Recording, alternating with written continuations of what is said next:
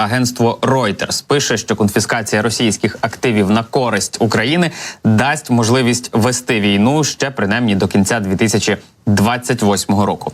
За даними видання, вже наприкінці 2025-го Україні знадобиться новий пакет військової допомоги, адже та допомога, яку надали Сполучені Штати і європейські союзники, вичерпається до цього часу, тобто до кінця 2025 року. Далі зацитую частинку із того, про що пишуть журналісти Reuters. Багаторічний план фінансування навпаки мав би кілька переваг. Перш за все, він забезпечить певну страховку від політичних коливань у Сполучених Штатах. Крім того, він підняв би моральний дух українців і дав би західним виробникам зброї більше впевненості у нарощуванні виробництва.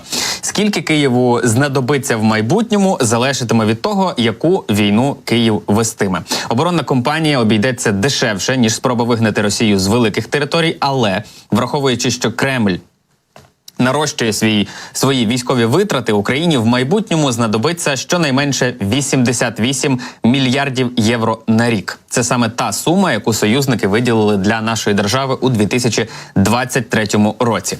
Основний спосіб отримати набагато більше грошей для України – це мобілізувати російські активи, які західні держави заморозили на початку війни. Йдеться про суму приблизно 320 мільярдів доларів. Серед ідей конфіскація цих активів, використання їх для забезпечення кредиту, який західні країни нададуть Україні, або передача Києву відсотків, які ці заморожені активи генерують. Сполучені Штати просувають план зі збору коштів для Києва шляхом капіталізації процентних платежів, які накопичуються в Євроклір. Це кліринговий центр в Бельгії, де зберігається більшість російських активів.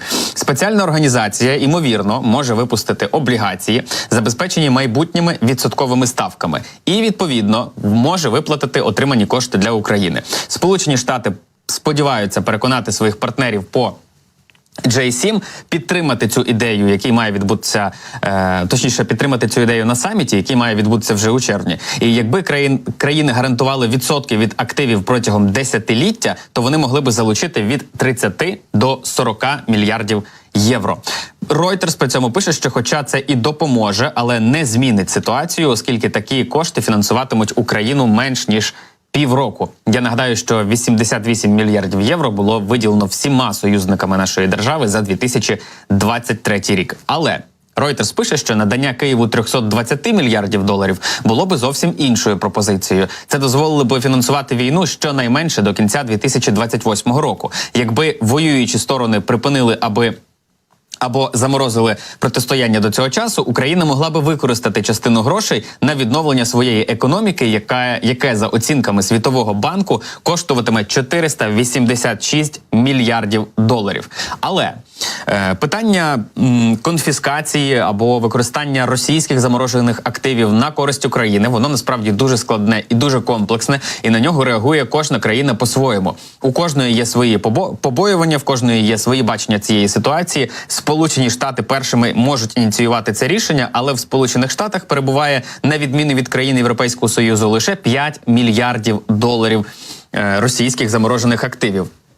Більшість цього всього добра, вона лежить у Європі, яка боїться насправді йти на такі кроки, причому з різних причин. Наприклад, видання The Wall Street Journal пише, що Німеччина виступає проти конфіскації частини з майже 300 мільярдів доларів заморожених російських активів на початку повномасштабного вторгнення, тому що побоюються нових вимог щодо репарацій за часи ще Другої світової війни.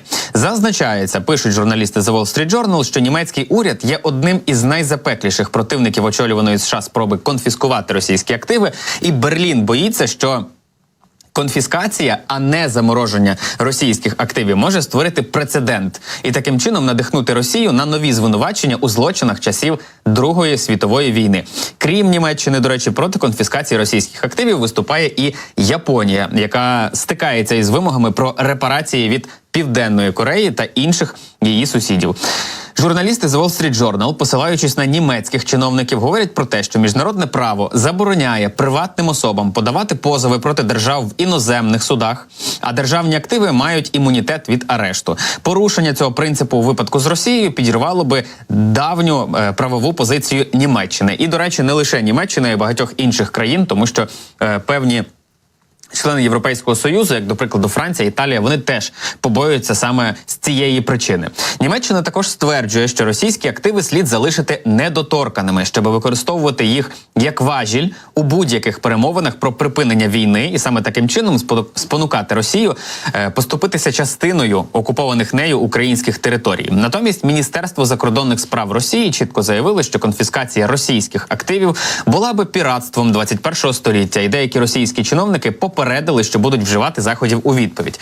Навряд чи європейські наші друзі і партнери тримають якісь свої активи, наприклад, у російських банках, але росіяни можуть використати механізм подання до суду і таким чином просто заморозити ці активи для того, щоб з ними ніхто нічого не міг зробити. І переважно такі справи розглядаються роками. І тоді цих заморожених активів не побачить ні Європейський Союз, ні Сполучені Штати, ні їхні партнери, ні навіть Україна і Росія в тому числі. А оскільки росіяни завжди планують свої операції і дії вдовгу, то, ймовірно, для них це суттєвої перешкоди чи незручностей, скоріш за все, не спричинить.